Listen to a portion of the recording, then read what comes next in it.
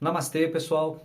Sejam todos muito bem-vindos aí a mais um episódio da nossa série Entendendo a Mente à Luz do Yoga, né? No primeiro vídeo falamos sobre os níveis da mente, lembram? Manas, a mente sensorial, Buddhi, o intelecto, Ahankara, o ego e Chitta, a memória.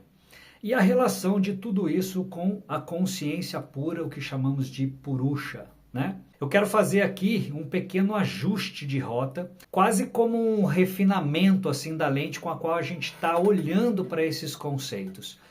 Isso porque, como toda tradição antiga e profunda, né, o yoga, ele carrega interpretações sutis e por vezes levemente diferentes em certos pontos. Por exemplo, na imagem que eu compartilhei com vocês no episódio anterior, Chitta parece associado às memórias e ao inconsciente.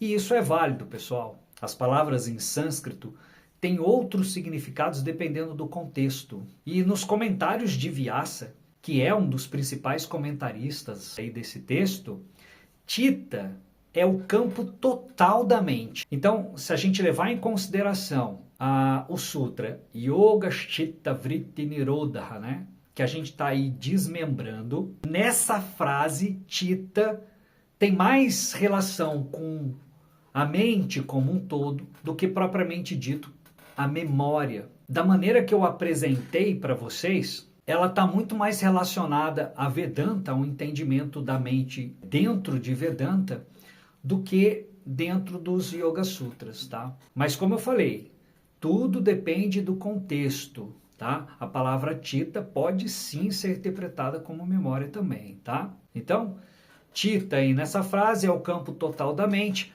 onde as flutuações acontecem. E daí, Pratyaya, né, que é aquele conceito da mente fluida, esse nível da mente, que ela tem essa capacidade de operar, né, num nível de fluxo, né, que existe, pode ser interpretada como memória. É uma troca assim de palavras dentro de um contexto aí de Yoga Sutras, né? De acordo com os comentários de Vyasa e tal. Então, isso pode ser trocado, tá bom? Nós não alteramos, né, os aspectos da mente, os níveis dela. A gente só está adequando palavras e isso é importante, porque agora a gente vai mergulhar nas qualidades da mente. E chamamos isso no yoga, na tradição védica em geral, né, de gunas. Bora entender o que é isso aí então e como isso se expressa, né, no nosso instrumento mental. Vem comigo.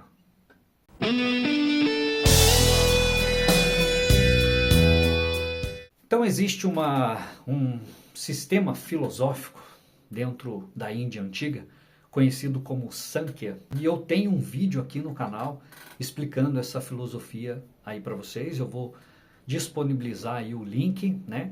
Deixar aqui no card, no final desse vídeo, né? Para vocês poderem assistir. E essa filosofia, o yoga, ele empresta desse conceito filosófico para estruturar o universo, né? O universo é mente, certo? Então a gente vai entender, né, de acordo aí com o Sankhya, que toda natureza manifestada, ela é composta por 3 forças primordiais, que são chamadas e conhecidas como gunas, tá? Podemos dizer que as gunas são atributos do universo. A primeira delas, a gente já falou no vídeo passado, mas como um nível da mente, chamado de sattva. Né? No yoga, esse V entre a letra T e a vogal A, ela não tem som de Vá, como no português. Ela tem som de U ou W. Por isso a gente fala sattva, tá bom? Sattva é a característica de harmonia no universo. Tudo que você vê ao seu redor no universo que é harmônico é sattva. É um atributo da natureza ser sátvica, tá? O segundo é rajas. Rajas é energia, no sentido de combustão mesmo, sabe? Atividade, movimento, agitação, que mais? Calor, o raiar do dia, a paixão, o entusiasmo, enfim, esse tipo de poder que é intrínseco ao universo. Isso é Rajas. E a terceira é Tamas. Tamas é a expressão do anoitecer, a inércia, o recolhimento, a força da contração, o peso, né? Todos esses atributos, né? Então a natureza tem essas características, né? O dia se expande, ele nasce, ele se sustenta ali, depois ele diminui, né? A terra gira, vem o anoitecer, vem essa característica de recolhimento, né? Para a gente despertar, então, a gente precisa estar mais em Rajas. Para a gente dormir, a gente precisa estar mais em Tamas, né? E o equilíbrio entre Rajas e Tamas é Sattva, né? O universo ele se manifesta, né, através dessas forças. Deu para entender? São as gunas. Agora, essas três qualidades, elas estão sempre presentes na mente também, influenciando aí diretamente os nossos estados emocionais, padrões de pensamento e atitudes. Então, uma mente mais sáttvica é a mente calma, lúcida, que percebe com clareza os acontecimentos, né? Que discerne com facilidade o falso do verdadeiro, né? Quando estamos assim, em paz, essa mente lúcida e clara, a gente age dharmicamente, de uma forma muito natural, harmonia. Agora, uma mente rajásica é aquela mente que está sempre agitada, pulando de um pensamento a outro, impulsionada por desejos e frustrações. É aquela mente que não para, ela é acelerada, né? Você se identifica com esse tipo de mente? Pois é, isso chama-se Rajas, mente em Rajas. E uma mente tamásica é aquela mente entorpecida, pesada, né? Com dificuldade de entendimento, pessimista às vezes, confusa, preguiçosa, apática, né? Essas três gunas são os três humores da mente. Também podemos chamar assim, né? E eles estão presentes em todas as camadas, nos níveis da mente, né? Cada um deles pode estar sáttvico, rajásico ou tamásico. Não é só os conteúdos da mente que importam, mas ela tem uma tonalidade que determina a dinâmica como tudo aparece e acontece na mente também. Entende isso? Ficou claro? Então, com base nos gunas, Patanjali, né, e os comentaristas todos aí dos Yoga Sutras, como o Vyasa, né, eles falam a partir disso de 5 estados mentais. E vai vendo aí se você se reconhece em algum deles a partir de agora. O primeiro, eu acabei de falar, chama-se Kshipta. Kshipta é o estado da mente dispersa, cheia de rádias, né? A clássica mente de macaco, inquieta e distraída. A segunda, o segundo estado mental, chama-se Muda. É a mente entorpecida, dominada por tamas, né? A confusão, preguiça mental, torpor, apatia, esse tipo de mente, nesse estado, né? O terceiro é Vikshipta, a mente oscilante. Aqui, né, a pessoa tem momentos de clareza, Sattva, mas volta a se distrair, Rajas, né? É aquele estado no qual a mente consegue momentaneamente se concentrar ou interiorizar, né?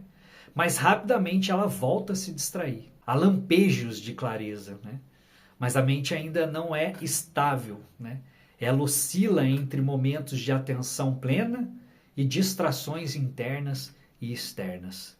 Aí existe um quarto estado da mente, que a gente chama de Ekagrata, que é o estado de foco da mente. A mente tem essa capacidade. A capacidade da mente se manter em um único ponto.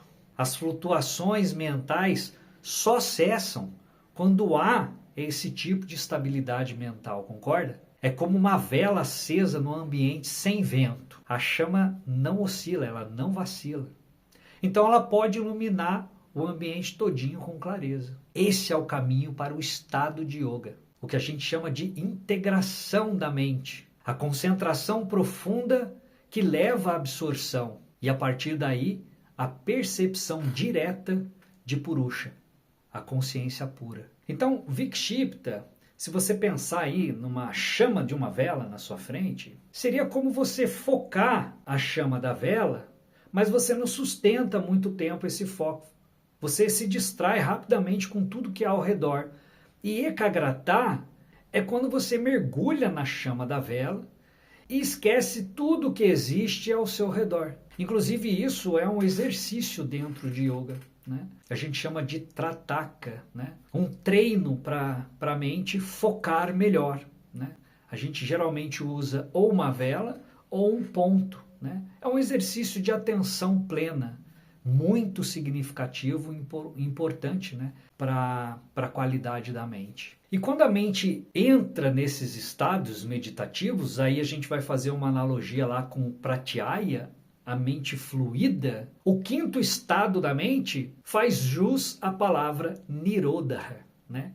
Desse sutra aí que a gente está vendo. Então, Nirodha é essa capacidade de absorção da mente, de integração nela mesma, porque a mente é sátua, é sublime, é límpida, é clara, o universo é mental. Então, Nirodha é essa mente pura, é a transcendência, né, dos movimentos dos gunas. Quando o Chitta, a mente, está completamente aquietado, o Purusha se revela para a gente. Então, esses estados aí da mente são degraus de uma escada. E o yoga, gente, é esse processo de ir saindo da oscilação, do ruído, do excesso de identificação com os conteúdos mentais. E ir se aproximando de uma mente cada vez mais clara, leve e presente, entende? Quando Patanjali fala que o yoga é a cessação das flutuações do Chitta, da mente, ele não está falando de apagar a mente, gente, mas de refinar a qualidade dos movimentos mentais até que eles se tornem transparentes. O que nós fazemos nas práticas aí de yoga, asana, né, pranayamas, meditação e mesmo no cultivo dos yamas e niyamas é um verdadeiro processo de alquimia dos gunas.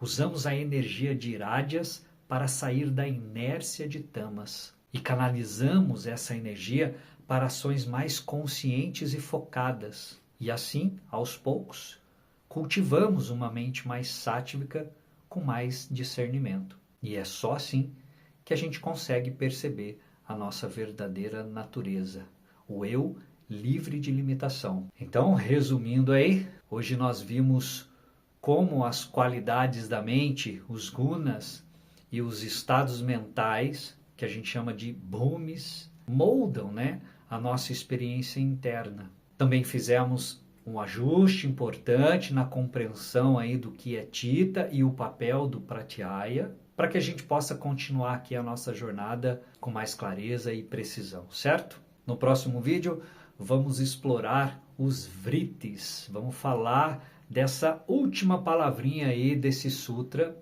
que são os 5 tipos de flutuações da mente que Patanjali descreve nos sutras 5 a 11 do capítulo 1. Vamos entender aí como eles atuam e como transformá-los em ferramentas de autoconhecimento, né? Se você gostou desse vídeo, deixe o seu like, se inscreve no canal e compartilha com alguém que também está nessa jornada aí de autoconhecimento, ok? Meu muito obrigado sempre. Nos vemos no próximo vídeo.